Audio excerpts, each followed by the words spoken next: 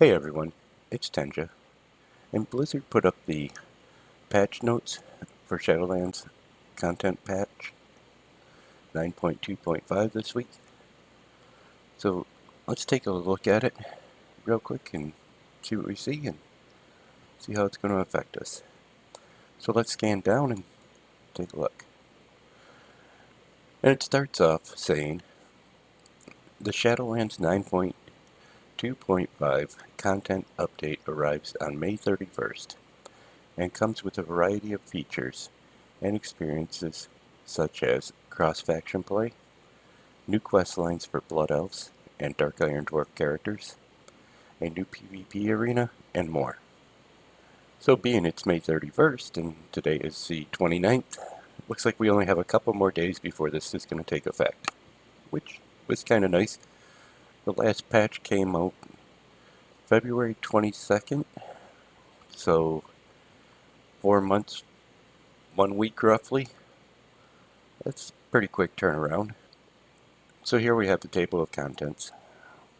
We have achievements, characters, classes, cross-faction instances, dungeons and raids, items and rewards, player versus player, professions, quests, Torghast Tower of the Damned, user interface, and accessibilities.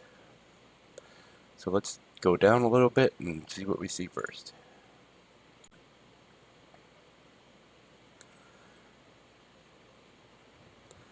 And our first thing is achievements. All Covenant Sanctum feature achievements are now visible and count towards your character's total achievement points, regardless of which covenant your character currently belongs to. Nevertheless, all characters must belong to a covenant to earn that covenant's specific achievement. Tower Ranger criteria now requires the Jailer's Gauntlet level 4. It was level 8. The Dancing Machine achievement text now specifies the reward is a toy. Anima canisters required for Kal-Ed shot now respawn after General Kal-Ed resets, and the slammed debuff is no longer removed by immunity effect. Fixed an issue that was causing the Enlightened faction not to count towards the Exalted Reputation achievement. Fixed an issue that caused the Azeroth at War achievement to not be obtainable by players. Well, the Covenant Sanctum achievement feature seems pretty nice. It sounds like if I do it on one character, I don't have to do it on multiple characters anymore, which is always a plus. The Tower Ranger getting lowered to Jailer's Gauntlet level 4 instead of level 8.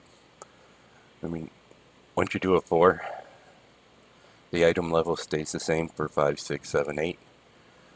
And there's not much different. I think it's 275 for 4 and then 280 for 5, 6, 7, and 8. But you know what? I got my 4 done the other day. So if I don't have to go back to do a 5, 6, 7, or 8, I'm not going to complain. You don't get any rewards for 5, 6, 7, and 8. You don't get to buy items off the vendors in there. So it's not like the other Torghast floors where, you know, if you time them, you have a chance at buying stuff.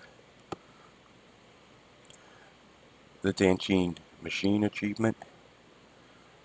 I'm just going to assume the reward didn't specify it was a toy, so people weren't sure what they were getting. I haven't tried the achievement. I'm not even sure what you have to do with it. The Kal-Ed shot, I haven't tried that achievement either, so I'm not too up on that. If you're having a problem with that, you know what, tell me down in the comment section. It'd be kind of interesting to know what it's exactly about. The Enlightened faction, not counting towards your Exalted reputations. I'm at 100, and I think 100 is high as you can go.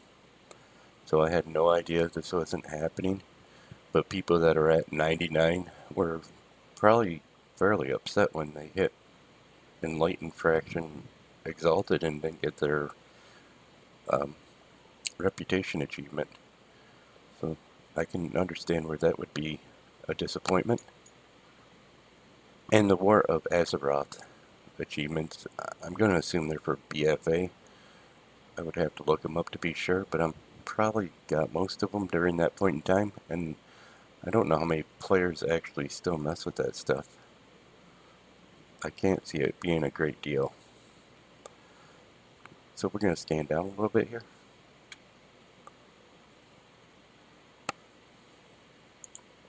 Here we have characters. Remove the experience point reduction that is applied to level 51 through 60 characters while in party sync. I don't party up with many people, and I don't think I've ever used party sync, so I had no idea there was a experience point reduction. But if it was intentional, I don't really think it needed to be there. You know, just let people play together and have fun. And if they choose to party sync why they do it, let them do it. Let's go down to the next part here. And we have classes. Death Knights fixed an issue that caused Bone Shield consumed by Tombstone talent, not to reduce the cooldown of your blood tap by the correct amount. And for Warlocks, fixed an issue that caused Scoring Tide's Curing ability to grant both death and survive effects when used against certain enemies. Okay, I have Death Knights and I have Warlocks, but I honestly don't do much on them. My Death Knight I probably haven't been on in 2 or 3 months, besides when I go to farm something and I take him back to old content. And my Warlock is the same thing, I really don't do anything with him. So I don't know much about the Bone Shield and Tombstone talent for the Death Knight, and I don't know much about the Scoring Tide for the Curing ability. So I can't weigh in too heavy on either of these. But I'm assuming if you play a Death Knight or you play a Warlock, these fixes may be something you had been looking for. Let's go down to the next part here. So we're going into cross-faction instances. And it says, players are now able to directly invite members of the opposite faction to a party if they have the battle tag or a real ID friendship, or if you're a member of a cross-faction WoW community. Then it says, pre-made groups and group finder listings for Mythic Dungeons, raids, and raided arena/RBGs are now open to applicants of both factions, though the group leader may choose to restrict the listings to the same faction applicants if they so choose. WoW communities now have an option to be cross-faction, while guilds remain single-faction. Random match-made activities like heroic dungeons, skirmishes, or random battlegrounds will all remain same faction. The following instances are not cross-faction: Trial of the Champion, Trial of the Crusader, Vault of Archivon, Base Crown Citadel, Barad Hold, Siege of Borealis, Battle of Dazar'alor, Dark Maw Cathedral, Exiles Reach Dungeon. So like most players, this is something I'm kind of looking forward to. I wish it went further than just being Mythic Dungeons, raids, arenas, raided battlegrounds. I wish it went into LFR, World Quests, me being able to enter Hordes towns, Hordes being entered to go into Alliance towns. And I'm hoping this is one step in going into that direction. But we won't know for a bit yet. It seems like most of the dungeons that they put up here have a heavy Horde or Alliance presence near the beginning of them, like the Trial of the Champion, Siege of Borealis. They're all have heavy amounts of Alliance characters in them, so I can understand why they did that. And the Dark Marl Cathedral is the one from the new starting zone, so I'm not sure why they didn't make that a cross-faction thing. But I mean, you can do it with one person. You just get a group of NPCs to go through it with you. So we'll go down to the next part here. And here we have Dungeons and Raids. Sepulture of the first ones. Cross-realm raiding is now available on Mythic difficulty. Mythic Plus, with cross-faction instances becoming available. The Cryptic Hero Shadowland Season 3 achievement now requires a Mythic Plus rating in the top 0.1% of all players in your region. Okay, I don't do Mythic on the raids. I think my guild does, but I've never went with them on any of that. And I don't do Mythic Plus. It just, to me, is not very fun. Just continually run the same instance over and over and over. I would prefer they were doing it like they used to do during like Burning Crusade and Wrath of the Lich King, where every time they released a new patch, there was always a dungeon or two new put into them. So neither of these are really going to affect anything I do. And hopefully, if they do affect you, it's in a good way. Let's go down further here. Items and rewards. Broker's Mark of Distinction now increases the renown of your currently active covenant to 60. It was 40. Renown catch-up is accelerated through 60. Was 48. These current activities will now have a 100% chance to reward renown upon completion. Mythic Plus Dungeons, Torghast, layers 9 through 16, defeating a Shadowlands raid boss encounter, winning a rated battleground. Reward box from Callings now contain twice as many grateful offerings, still scaling with your Covenant Sanctum Anima Conductor level. The Zareth Mortis weekly quest, Patterns Within Patterns, now awards grateful offerings. Fixed an issue that sometimes caused Blizzard Shop transmog cosmetics to temporarily disappear from your collection. Fixed an issue where Jingle's battle pet would display as unknown when summoned, and its wreath and candy cane accessories were the incorrect size in the pet journal. So the Broker's Mark of Distinction is the item you buy by the Flightmaster in Oribos that instantly upgrades you to level 40. So now that's going to level 60. And the way I have been doing it is I would buy that, and then I would go do the 5 zone quests in each of the 4 zones. And every time you completed one of them, it would give you a renown point, which in turn would get you up to 60. So now that it's going to 60, if I'm doing them, I'll just be at 80, so I'll be maxed out. I won't really have to mess with anything else.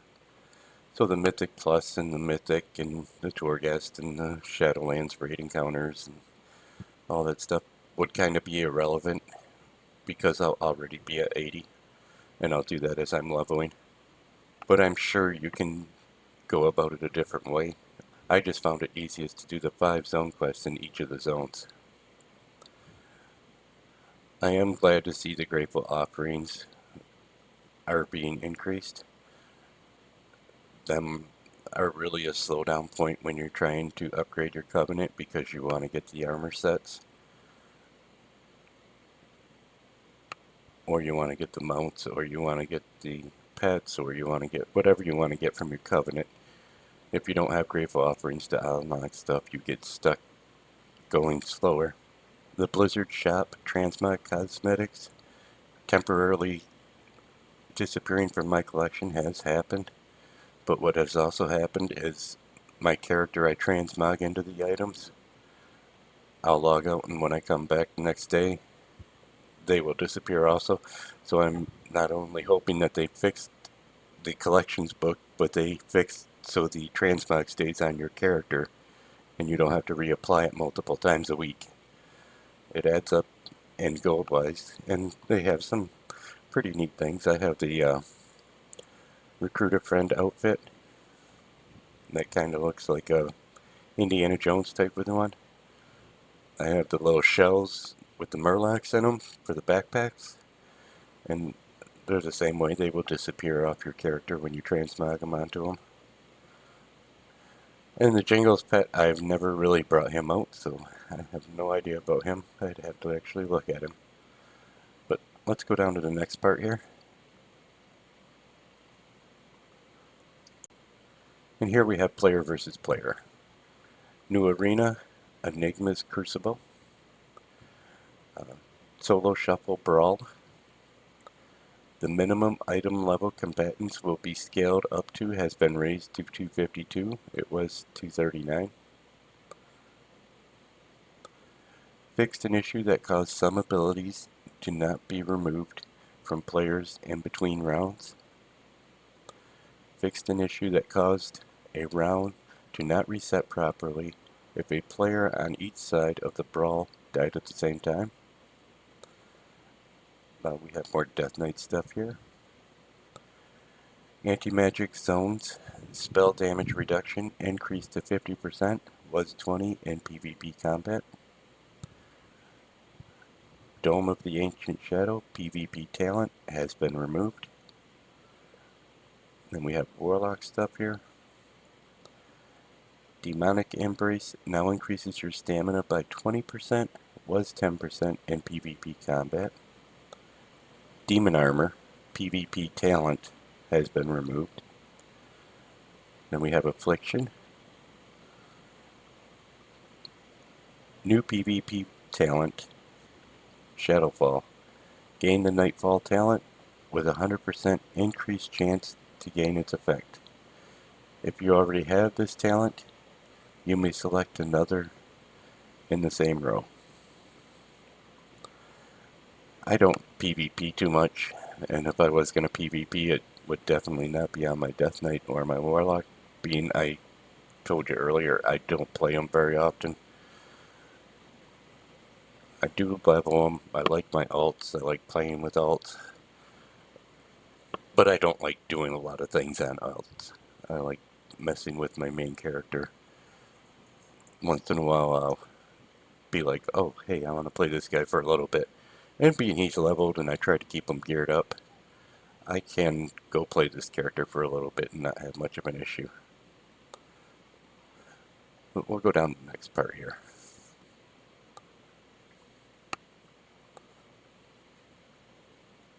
And here we have professions. Increase the experience points earned by crafting specialized armor and jewelry for creating rune carving items by 400%. I haven't messed with any of this, to be honest with you. It looked like a pain in the butt. I know people do it, and I'm assuming the ones that do it and are maxed out are going to be disappointed they missed this 400%. But even at 400%, I don't think it's going to make me want to make rune carving items. So I probably won't even mess with it. And besides, the expansion's just about done. I can't see a point in putting a lot of time into that. But let's go down to the next part here. And we have quests here. Blood Elves can start a quest to earn a new mount, weapon appearance, and the Blood Knight armor set for Paladin Blood Elves by speaking with Landrius and Oribos. Requirements level 60 and exalted with Silverman.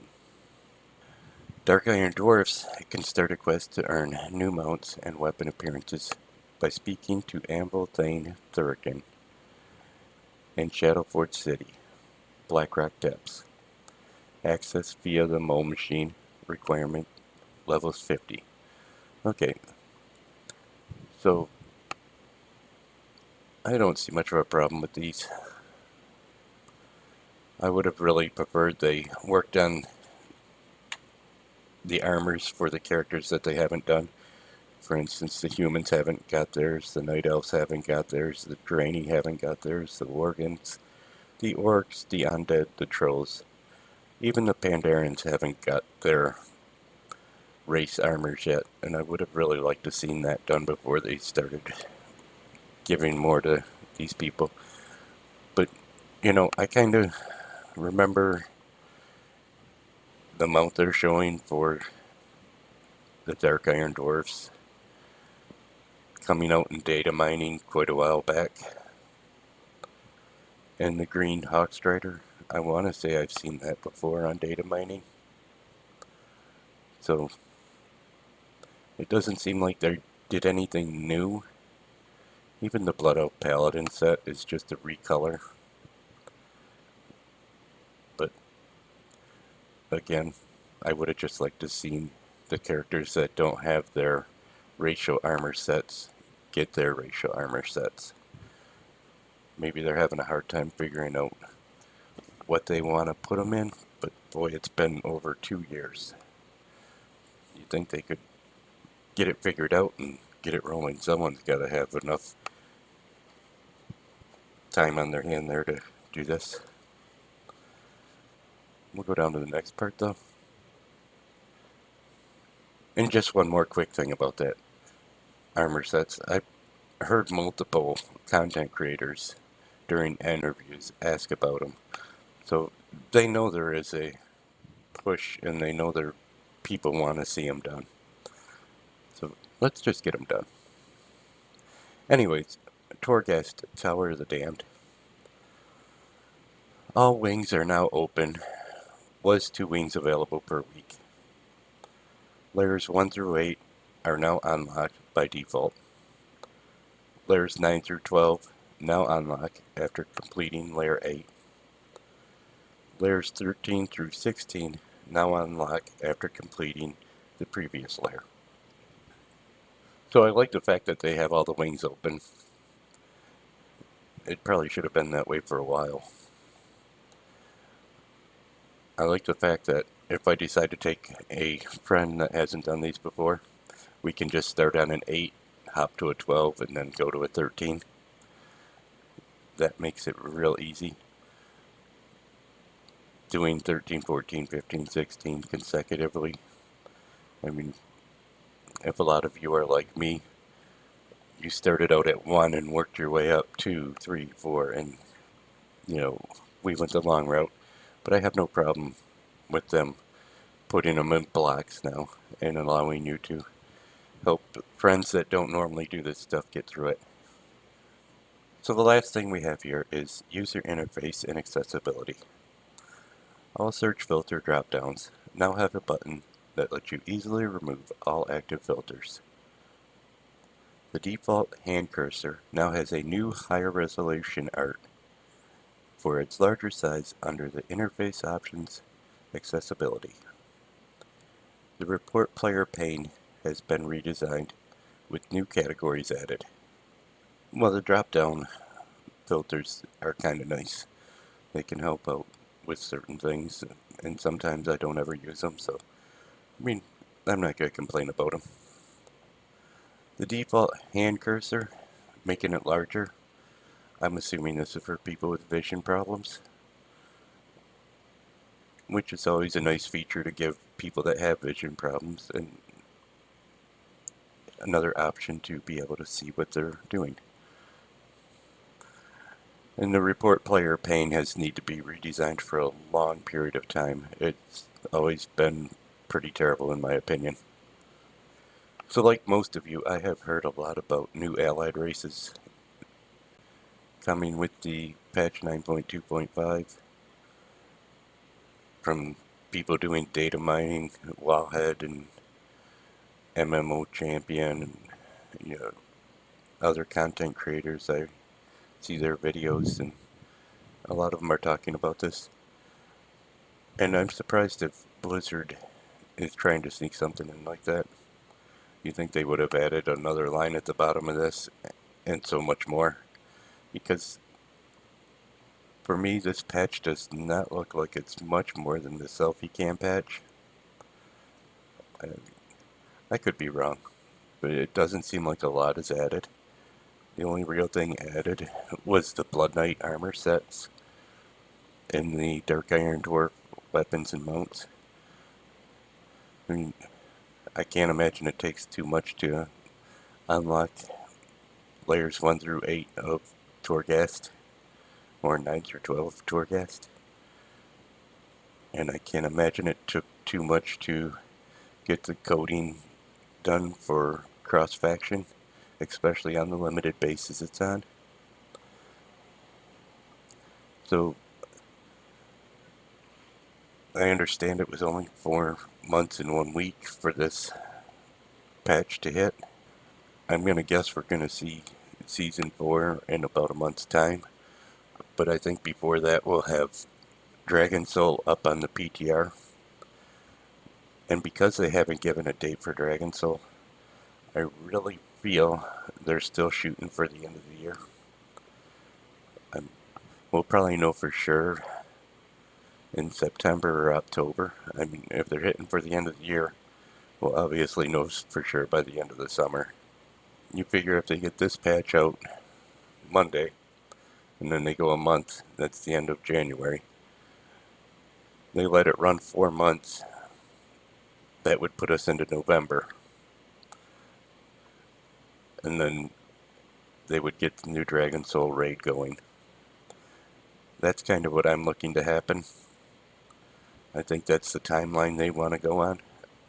I have no evidence of any of this. That's just my gut feeling. And I really feel that's why they haven't put an announcement date for the expansion yet, is because they want it before the end of the year, but they're not sure if they can do it.